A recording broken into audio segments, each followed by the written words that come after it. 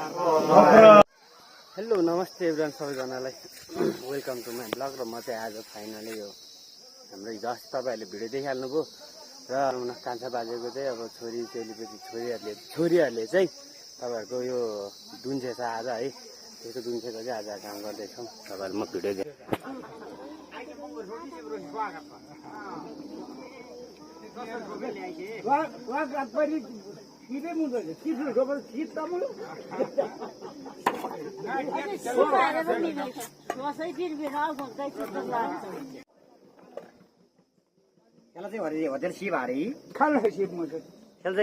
टुलीहरू छ।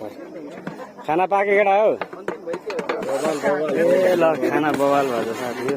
यता तरकारी पाकिसक्यो, आधी पाक्नु बाँकी छ। यता काम गर्ने साथीहरू चाहिँ यता छ है। त्यस्तै भिडियो हेर्नलाई लाइक कमेन्ट सेयर गर्नु हजुर है हेर्दै गर्नु।